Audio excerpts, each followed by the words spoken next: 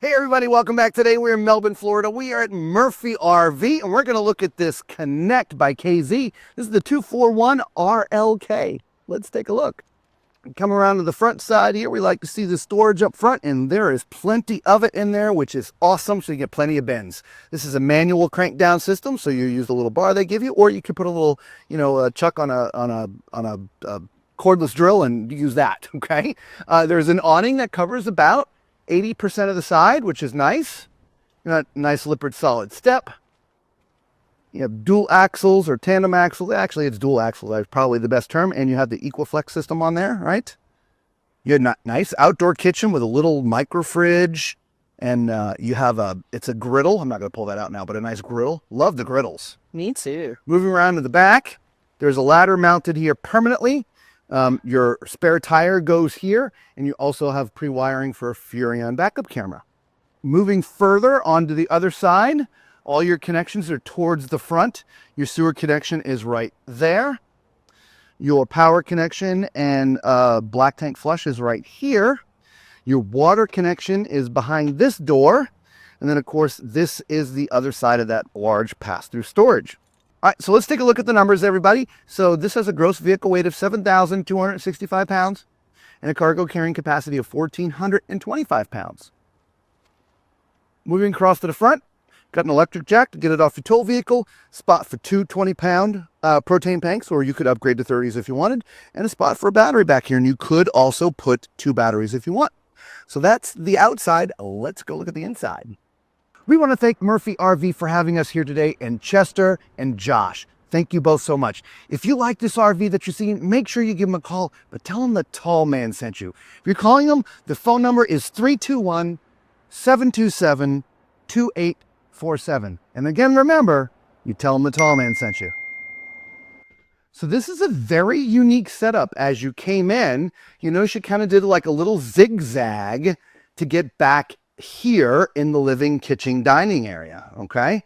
And so as you see, there's two theater chairs right here at the end. And this little center thing console goes up if you want to snuggle. Bounce the bow wow, all right?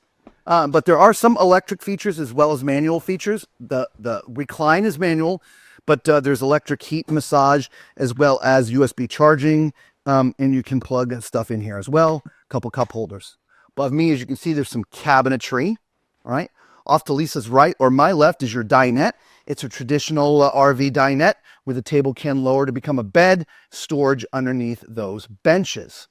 Now, what's unique is the setup. If you turn, and of course the entertainment center, right? The TV is directly across from where I'm sitting with a Jensen radio system, sound system underneath it, and a fireplace, which Lisa loves for her freakishly tiny cold feet. I do. And let's not forget the cabinetry there as well. Okay. What's unique is you see where I'm sitting here with the theater chairs is sort of the kitchen kind of flows right into the theater chairs. It does. Would you call that a galley style kitchen? I would call that a galley style kitchen. So that countertop, it's just kind of interesting how that layout is, right? It is, yeah, because the countertop goes all the way back. And you do have a little cubby here. But if you remember from being outside, your outdoor kitchen is on the other side. Right from here down. Yeah, but that does allow for plenty of prep space. But I love the cabinetry wraps all the way through. It does. Very nice, right? Yep. So we start off over here. We've got a large single basin sink and tall faucet. We also have a 3-burner stove. We've got an oven. We've got a microwave. And, of course, our 12-volt refrigerator freezer. Now, what I didn't mention, there's also cabinetry underneath your sink. So you've got a tall space here for maybe a trash. And then you've got 3 drawers. I like those handles as well. Those are nice. And you don't have a hard time. No, I know. Those drawers open so in. The doors, everything open easily for me. Right? How challenged I am. All right, let's take a look behind here. Oh, you know what time it is.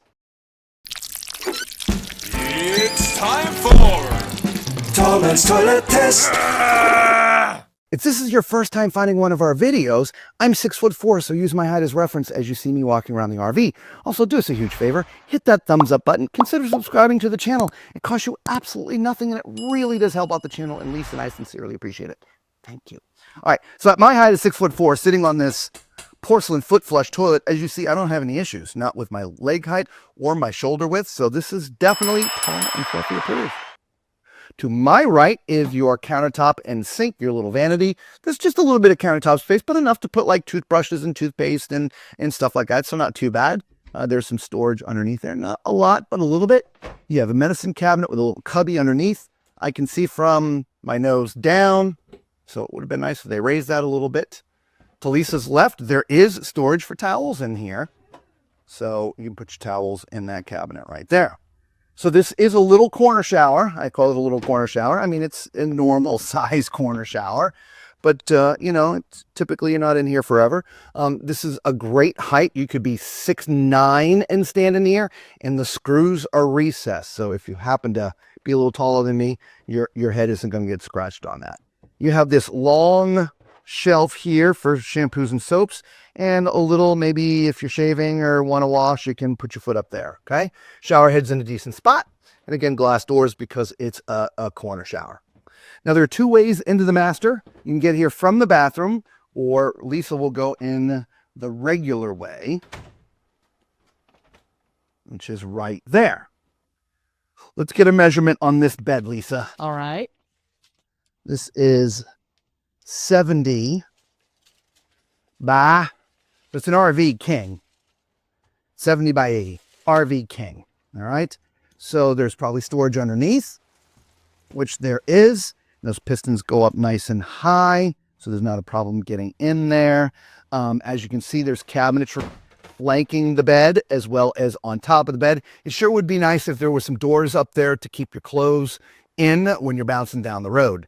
There's some cubbies up by your head with power. And so if you have CPAP machines, you can tuck them in there. If not, charging your phones or pads or whatever, okay?